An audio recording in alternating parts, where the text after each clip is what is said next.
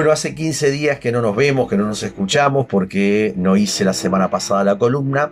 Esta columna la quisiera centrar en lo que ha implicado los actos, las movilizaciones que ha tenido la ciudadanía en torno a lanzar la campaña por el sí a la derogación de 135 artículos de la LUC, tanto en Montevideo, en el Velódromo, en Parque del Plata o en distintos lugares del país. Se están dando entonces, por un lado, instancias que están promoviendo que se deroguen estos 135 artículos y por otro, actores de la coalición que están planteando que no se derogue. Entonces, ¿qué elementos tomar en cuenta, ¿no? ¿Desde dónde pensar esto? ¿Desde dónde aportar? Uno es, como hemos dicho y desagregamos a principio de año, artículo por artículo, si son consistentes con la progresividad democrática, es decir, si transforman a la sociedad, a la ciudadanía del Estado en más democráticos. Y esto de ser más democrático tiene que ver con la consistencia, por un lado, del Estado garantista de derecho y por otro, el respeto a los derechos humanos, ¿sí? Y es ahí donde, por un lado, en lo que hablamos de la democracia no se reduce solo a la representación cada 5 años, que sí es la que estructura el gobernar y por tanto no estamos ante un cuestionamiento a la existencia del gobernar, por el contrario. La participación, que es la otra dimensión, lo fortalece porque interpela a ese gobernar que es mayoría en la representación, que hay un alcance, una consecuencia de estas normas legisladas y aprobadas que van contra lo que la propia Constitución plantea, que van contra el Estado garantista de derecho, que van contra el enfoque de derechos humanos. ¿Y por qué decimos esto? No solo porque las cátedras de derecho constitucional, legal y penal de la Universidad de la República, como de la Universidad Católica o Naciones Unidas,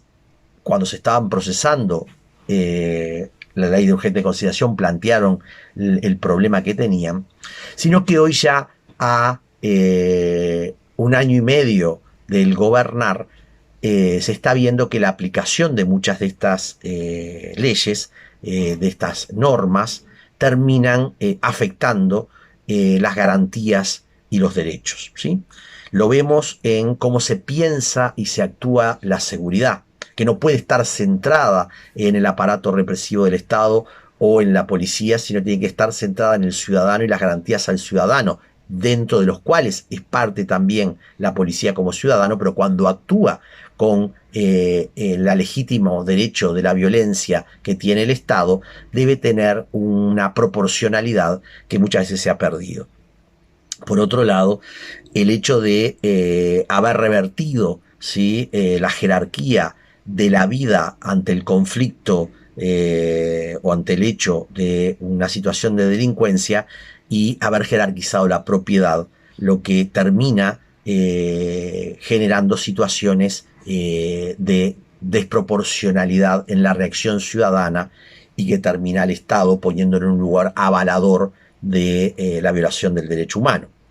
Asimismo, lo que tiene que ver con la agudización de algunas penas. Y acá tenemos que ser muy claros, no es que no tengan que haber penas. Lo que se está demostrando que la agudización de determinadas penas lo que hacen es terminar de poner en una situación peor las circunstancias de la realidad social que están viviendo determinados sectores en el entorno de lo que se está dando del narcotráfico, donde el mercomenudeo es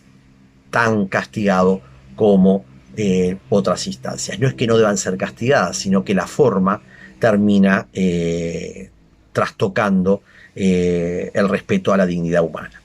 Por otro lado, lo que estamos viviendo respecto a la educación, es decir, esa verticalidad que le quita a el espacio de propuesta de los docentes, de participación e involucramiento, que terminan afectando no solamente el funcionamiento, sino la propia calidad de la educación y sobre todo la visión crítica de la misma, ¿no? Entonces,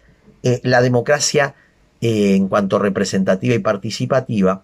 para que pueda efectivizarse, requiere esta condición de la reflexividad, ¿sí? Es decir, requiere la deliberación, y esa deliberación es la que se está pidiendo y que,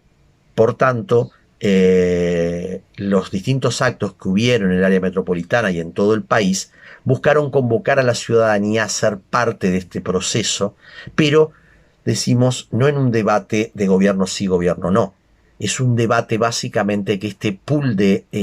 leyes, de artículos, nos hacen estar en una situación regresiva y que por tanto no deberían ser permanecer, ¿sí? Lo vemos en el caso de la fluctuación del valor de la nafta, que no está mal el tema de la gestión acorde eficiente, sin embargo, lo que está mostrando es que el instrumento que se legisló deteriora la capacidad misma también de la gestión y la efectividad que se está buscando. Ni hablemos de lo que está viviendo personas que saben que pueden ser expulsadas luego de terminar un contrato de tipo de alquiler sin las garantías que le daría la ley anterior. Esto no implica también, como lo hemos dicho, tratar de resolver las condiciones entre los instrumentos y la garantía de derechos de las personas en situación de vulnerabilidad. Pues bien, el convocar a votar sí a la derogación de los 135 artículos de la LUC, los tenemos que situar a nuestro entender a través de un diálogo racional de cómo se fundamentan en favor del Estado de Derecho y de los derechos humanos. Porque si no, inevitablemente vamos a estar construyendo o consolidando una sociedad